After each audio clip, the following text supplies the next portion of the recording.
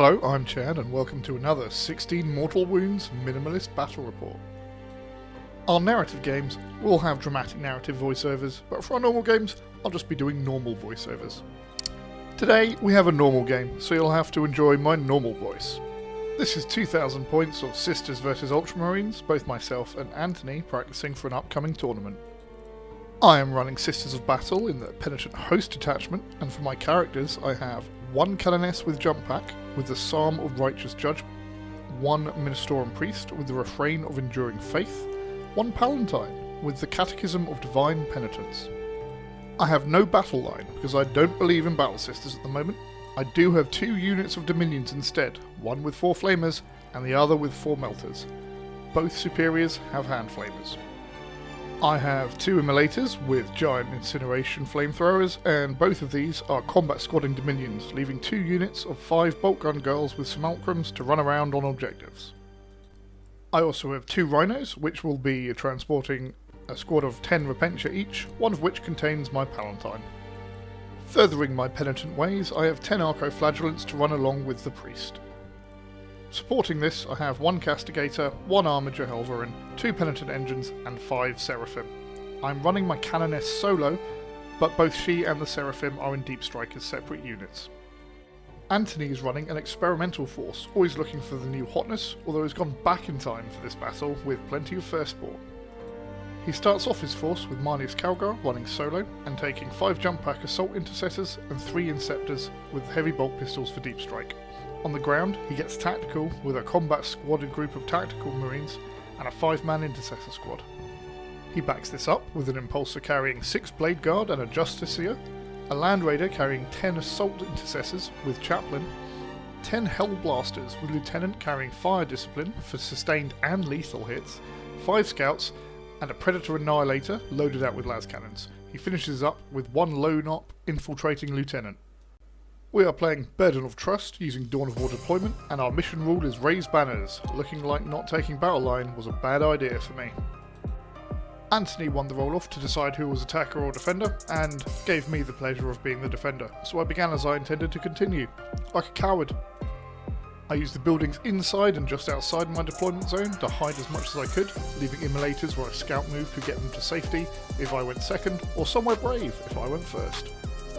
Anthony also used the cover well to shield his units, especially the central ruin, except for his Predator, which boldly sat in the open, staring down the Sisters' battle lines. I got first turn and changed gear from Coward to Orc, announcing Path of the Penitent as my detachment rule for the turn, getting me plus 3 inches of movement on Penitent units. I raced my Immolators forwards and dumped out Dominions. Basically, the rest of the army followed suit. The exceptions were the Castigator and Helverin. Knowing they were outclassed in an anti-tank duel by the Space Marine armour, they took a slightly safer position with a line on the Predator behind some ruins for cover. Anthony chose to boldly move his infiltrating lieutenant into my lines with his reactive move, challenging the bolter Dominions for the objective. This looked like less of a good idea when the Arco-Flagellants moved into the building, lowering property prices significantly. My secondaries were cleanse and recover assets, so the red bolter Dominions and the Novitiates cleansed for me, and I set the other bolter Dominions in my deployment zone and the central Penitent engine behind the ruin to recover assets. My shooting began with the Flame Dominions torching the scouts, roasting 4 alive and leaving the sole survivor on a single wound. The Melter Dominions followed suit with a line on the impulsor, but only 1 got through for moderate damage. Despite my vehicles all opening fire, some with literal fire, little damage was caused. Notably, the Castigator and Helverin combined managed to take the Predator down to 2 wounds, and every single Hunter-Killer missile after that missed. I had lightly warmed up the Marines, and now my army was basically in the open. Retribution loomed. Anthony spent a good deal of time in deep deliberation about what was going to be the Oath of Moment target. Eventually, he chose the Immolator in front of his Predator. He then moved his Hellblasters onto the first floor of the ruins they are in, and pushing Marnius forwards, but only after some painful internal debate about whether the Arcos would kill him on the charge. The Tactical Marines tactically moved forwards towards the objective with the Novitiates on, getting fire lines into the centre. The Assault Intercessors and Chaplain piled out their Land Raider, which came forwards to menace the Immolator in front of it, and the Intercessors came forwards out of their ruins as well. The Blade Guard moved to back up Marnius but stayed in their impulsor for now. Both squads of Dominions used their reactive move to get back in their immolators, bravely hiding from the firepower directed at their vicinity. And so began the Space Marine shooting. The Predator annihilated the immolator in front of it, and the other was shredded to a single wound by the Land Raider, finished off tactically by the Tactical Marines, taking tactical long shots with their tactically chosen plasma weapons. Not everything went Antony's way though, as the Hellblaster's firepower left the Penitent recovering assets in the centre on 1 health, after he chose to split fire. He did kill the other Penitent engine, but losing that didn't stop me scoring points. The Assault Intercessors and Chaplains scraped a charge after a CP was burned for a reroll into both the remaining Dominions in the centre and the Penitent engine. They did a good job, Antony remembering the Chaplain's +1 to wound rolls, but the blessing of a CP on the Penitent for a 4-up feel no pain meant that it survived. Antony took the news well. At the end of turn 1, Antony had destroyed both immolators, a Penitent engine, all but one of my Melter Dominions and 1 Flamer Dominion. On the other hand, I had killed 4 scouts. The sisters had some work to do.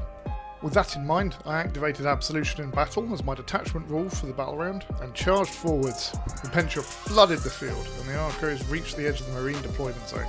I moved the Flame Dominions to block the reinforcements to the Hellblasters, and moved both Rhinos to similarly block Antony's movement forward. Shooting began with me remembering that the Castigator had a -1 AP support rule, so it shot first. It removed the Predator, and marked the Impulsor for the Helverin, which kindly finished the job to the staccato beat of its autocannons. The Flame Dominions finished cooking the last scout who was on sabotage duty, but that was really all I had for shooting. Using some of my mediocre miracle dice to ensure that my short to medium length charges made it in, both units of Repentia and the Archos got into their targets.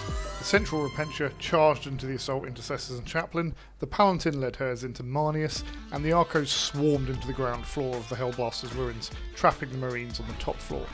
By the end of the phase, Astartes' blood ran in red rivers. With the CP spent on Passion of the Penitent to critically hit on 5 or more, the Palantin and her Repentia tore through Marneus. Despite Armour of Contempt, sustained and lethals on 5+ with rerolls to hit and wound was too much. The Archos charged their drug injectors, and the priest chanted with battle fury, leaving only 1 Hellblaster and the lieutenant alive. In the centre, the Assault Intercessors and Chaplain fell to the shrieking teeth of Eviscerators, with the Repentia saving the last Penitent engine. It was one hell of a turn too, but would the Marines manage a suitable revenge? The Marines began in a dire-seeming state, Blade Guard cut off from the Hellblasters by a reactive move from the Dominions as they tried to get closer to their besieged brethren. With the Repentia and Archos basically untouched, it looked like a scary situation. But as we all know, Astartes know no fear. Most of the Astartes barely moved, already close enough to do their grim work. The Inceptors dropped down directly in front of the Castigator and Helverin, shrugging off the tank's overwatch fire. They then followed up by shredding the Dominions taking cover in the ruins on the objective, denying me those points. In the centre, the Intercessors moved forwards, and with the help of the Tactical Marines killed 6 of the Repentia with bolt gun fire. The Flame Dominions gave their lives boldly, soaking small arms fire from all quarters, but evaporating under the purifying light of the Land Raiders' Godhammer las cannons. The storm of fire opened a path to the Palantin's Repentia for the Blade Guard, and they charged in, the Astartes elite wasting no time in seeking bloody vengeance. Their blades fell and the Repentia were relieved of their suffering, only the Palatine left bloodied but standing by the end of the butcher's work. In the centre, disaster struck. The Intercessors made their charge, but in a cruel twist of fate only wounded the Repentia once, leaving 2 and their superior alive. Antony took this in his stride, and thankfully, only 1 Marine fell in return. Turn 3 saw me activate Death Before Disgrace for that valuable fight on death. Without going into detail, I ignored the Land Raider, blowing the Inceptors to oblivion with the Castigator, and 5 Blade Guards swiftly followed them thanks to the Helverin. The turn really can be summed up by the performance of the last remaining Blade Guard when the Archos charged. Antony took it well. While the Justiciar survived, he was mired in a swamp of overdosing Archos, and even though the Land Raider had taken a light grilling, it would struggle to score points. The Tactical Marines had mostly survived unharmed, but would not be able to counterbalance the points difference either. We ended the game there, at 33-7 to the Sisters of Battle. Hard fought and well played, the sun set on another battlefield. Sometime in the future, Antony would seek his vengeance on my sisters, but for now I had claimed victory. Thank you very much for watching, and look out for more videos coming soon.